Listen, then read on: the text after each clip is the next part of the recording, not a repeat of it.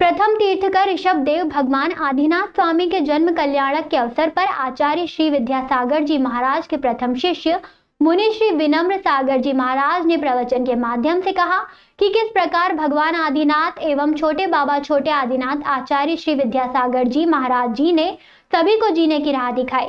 समाज सचिव एवं मीडिया प्रभारी सचिन कासलीवाल ने बताया कि आज अवसर था प्रथम तीर्थकार भगवान आदिनाथ का जन्म जयंती पर उज्जैन में भव्य चल समारोह आचार्य श्री चित्र अनावरण दीप प्रज्वलन पद प्रक्षालन शास्त्र भेंट मुनि श्री उपाध्यक्ष आचार्य श्री के प्रवचन के पश्चात भगवान आदिनाथ का जन्म जयंती के अवसर पर पांडुकशिला अभिषेक शांति घारा के पश्चात सभी मुनिज की आहारचर्या एवं संपूर्ण समाज का वात्सल्य भोज आयोजित किया गया। आयोजन में मुख्य रूप से उपाध्यक्ष श्री विरंजन सागर जी एवं आचार्य विनम्र सागर जी महाराज जी का भी प्रवचन हुआ। इस जहां से आसमां तक, यहां से लेकर के स्वर्ग तक, इस जहां से आसमां तक, आसमां से लामकान तक, स्वर्ग से लेकर के मोक्ष तक देख सकता है जो जहां तक, जिसको जहां तक दिखाई देता है पा सकता है वो वहां तक, उसको वहां तक का मुकाम जरूर मिलता है।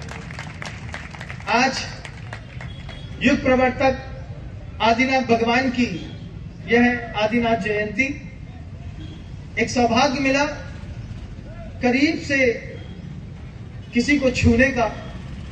मुझको क्या मिला, उन्हीं ने छू लिया मुझे और मुझे बहुत अच्छा लगा।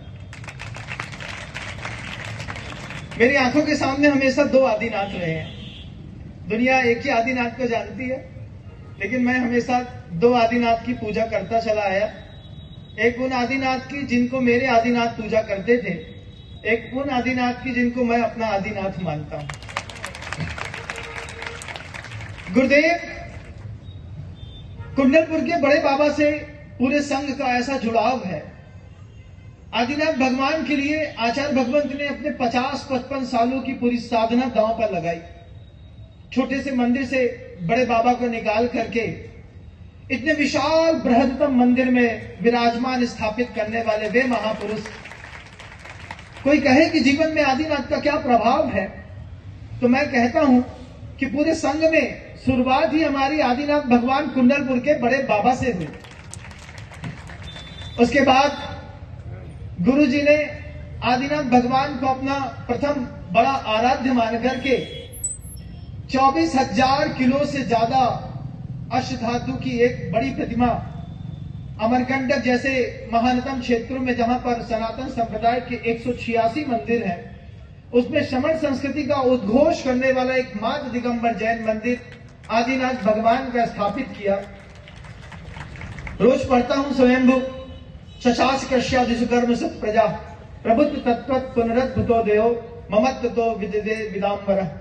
प्रत्येक दिन ये मुख से शब्द निकलते हैं आदिनाथ भगवान की असी मसी कृषि शिल्प वाणिज्य और विद्या, इन 6 का प्रभाव कुंवर के जीवन में बहुत अंदर गहराया।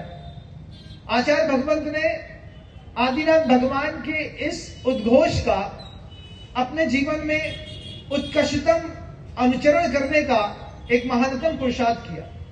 मैंने कहा ना शुरुआत से ही कि मुझे मेरी आंखों में दो आदिनाथ है। एक वो आदिनाथ है जिनको मेरे आदिनाथ मानते थे, एक वो आदिनाथ है जिनको मैं अपना आदिनाथ मानता हूं। अपने अपने आदिनाथ सबके जीवन में होते हैं। गुरुदेव ने प्रथम युग के प्रवर्तक तीर्थंकर आदिनाथ भगवान के उस पावन पवित्रतम उद्घोष सत्कर्म की व्यवस्थाओं को एक बार पुनः जीवित किया। मैं ये बिल्कुल भी नहीं कहूंगा कि आचार्य भगवंत ने जितना काम इस 50, 55, 57 सालों में इस भारत की वसुंधरा पर किया है, उसमें मैंने कोई सहयोग किया है। मैंने उसमें कोई सहयोग नहीं किया। मैंने क्या, पूरे के पूरे मुनि संघ और आर्यिका संघ ने आज तक आचार्य भगवंत के किसी भी क्रियाकलाप में कोई सहयोग नहीं किया। वे अपने आप में अकेले सक्षम वैष्णवनाथ थे, जिन्होंने असी मसी कृषि शिल्प वाणिज्य और विद्या को एक नया आकार देकर के एक अभिनव आदिनाथ के रूप में इस सृष्टि पर अपना पैर जमाया। आचार्य भगवंत ने 80 विद्या दी। 80 विद्या महाराज, क्या कोई आचार्य परमेश्वर लड़ना सिखा सकते? नहीं सिखा सकते, लेकिन आचार्य महाराज जी ने लड़ना सिखाया। कैसे? बिल्कुल वैसे जब मड़िया जी में प्रशासनिक संस्थान को खोल करके, भोपाल में अनुशासन की स्थापना करके नए जवान पौधों को एक प्रेरणा दी कि उस समय की तलवार किसी का सिर काटती थी, आज कलम की और दिमाग की तलवार से लेकर के इस पूरी जैन शासन के बच्चों को आईपीएस आईएएस बनना चाहिए। और इस पहल में गुरुवर ने जब प्रशासनिक संस्थानों की शुरुआत करी तो आज इस बात का गर्व है कि पूरे भारत के अंदर 378 से ज्यादा प्रशासनिक अधिकारी उन संस्थानों से निकल करके 80 का मतलब रक्षा करने के लिए, जैन शासन की और धर्म की रक्षा करने के लिए उच्चतम पदों पर पहुंच गए। ये भी इस युग के आदिनाथ का एक बहुत बड़ा प्रभाव था।